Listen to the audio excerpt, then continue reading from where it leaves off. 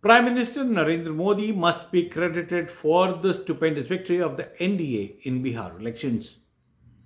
With over a two-third majority, the NDA has shown that the dream of the women of Bihar is going to be fulfilled. With the first installment of the Yojana that had been launched just ahead of the elections, 1.41 crore women had been given 10,000 rupees.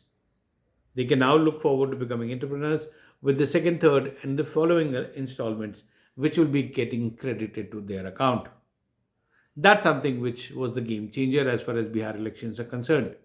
And that's something which the opposition parties will also now need to worry that if this could be the formula for victory, what will they do next? The ouster of the opposition clearly shows that the women of Bihar want to be entrepreneurs and not working as they call for palayan or migration to the other states. These 10,000 rupees, as several Godi media anchors suggested, had set up entrepreneur shops and maybe got into dairy and cattle farming. That is something that is going to change the face of Bihar in the next 5 years. How much will happen? We'll yet have to wait. But the fact that it caught the mind of the people, especially the women voters, that they went out and voted for the NDA and the BJP in a big way shows that the spirit of Bihar is now changing and they want to be entrepreneurs, a reason why they gave this resounding victory to the NDA. It will now be on the new government, whoever leads it, to ensure that the second, third, fourth installments are given to these people. While 10,000 crores may have been spent over a little more than that, but the fact is that this will be something which will bring a game changer to the Bihar elections.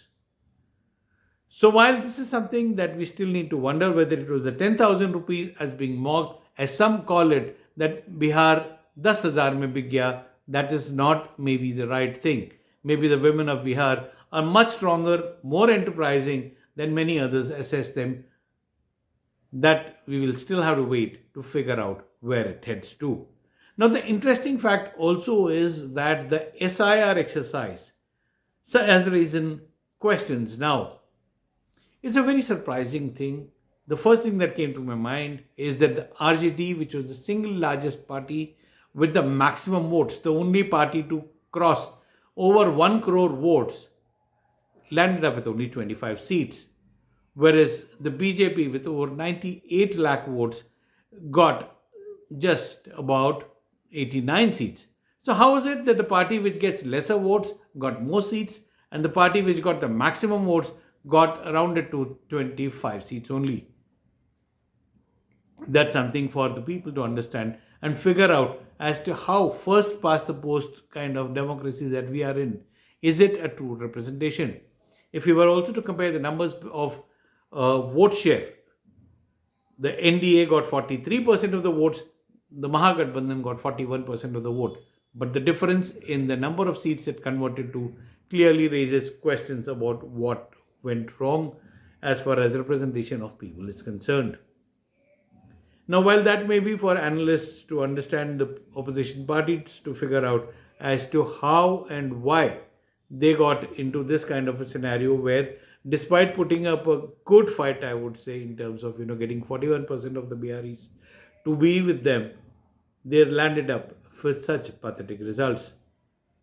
Maybe infighting between the RJD and the Congress for one reason, or the dispirited campaign, I would say, of Rahul Gandhi, given the fact that even before the results are announced, he went on yet again foreign trip, raises questions as to is this the kind of leadership that the Congress expects? Instead of standing with the party workers at this time of crisis, if the leader is not seen to be amongst them, clearly it demotivates a lot of people. We should not forget the fact that it was also Jan Swaraj Party which became a game changer in this election with 4% vote share and 0 seats. Jan Swaraj has shown that it has made a fair beginning. In Hindi, there is a term called the Vote Katwa Party. The Vote Katwa Party is something where it changes the game. Prashant Kishore has put his foot on the axe instead of putting the axe on his foot by ending his political career with this kind of pathetic results. The man who is credited for bringing Narendra Modi to power in 2014 with the massive campaign and has also worked with several other leaders across several states, today finds himself in a situation where there is nobody even to console him. With zero seats, this is something where he'll have to ponder as to whether it's the end of the road for him as far as being a political strategist, or he'll have to look for another occupation, or maybe the final option could be joining the BJP itself. So clearly, these are things which Jan Suraj will now have to figure out, the kind of spirited campaign that several educated people in Bihar put up but did not lead to any results. The only thing that it led to was damaging the Mahagathbandhan, or was it the role that was defined for Prashant Kishore, is a question that many skeptics are asking. Was Prashant Kishore propped up, funded to ensure that the anti-incumbency vote against the previous Nitish Kumar government was split? And that's something where Prashant Kishore will have to do a lot of explanation as to how and why he did what he did, instead of trying to get into an alliance or trying to understand that he should not have played the role of a vote katwa. Well, his party leaders will have to figure out their future, if it exists still. That is something that we'll have to wait for. But the biggest impact is on the Muslim community. Today, the community finds itself at the receiving end in several states, and especially now it will face bigger wrath, many feel, because of the kind of damage they have done to themselves. The AMIM, Asaduddin Owaisi, put up a good fight, I would say, given the statistics that he managed to get 5 seats, come second in 6 seats, and also changed the game in about 20 to 22 seats. That's something which Asaduddin Owaisi can be credited for, that while he may say that he is fighting the NDA against the communal politics of the NDA, but the fact is he's damaged the secular parties more than he's damaged the NDA. So what exactly is the role of Asaduddin Owaisi is something that many people are asking. Is it to again split the Muslim vote, split the minority vote, and ensure that the victory of the NDA candidates becomes a reality? What is going to be the role? Can the opposition take him for granted and ignore him the way they did in the past of not including him in the Mahagathbandhan? Clearly, this is something where Tejasvi Yadav, Rahul Gandhi, and the other opposition leaders will have to figure out as to whether they will let him continue to split the anti-NDA votes and cause damage to the India alliance, is something that they will have to ponder about. But clearly, Asaduddin Owaisi, many believe, has actually done more damage to his community than good for them.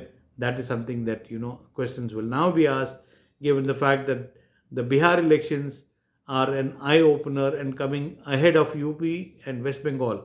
These will be things that the Muslim community also will need to figure out. But as far as the NDA is concerned, massive victory, 2/3 majority, there is something that, they can help fulfill the dreams of the Bihar people by stopping the migration. That is something that was one of the biggest campaign talks. And with the entrepreneurship dream of 1.41 crore women now likely to become true, and also if reverse migration happens, that could be something that the NDA has promised and will ensure that the victory of the NDA will make a better Bihar. Vijay Grover, Bangalore.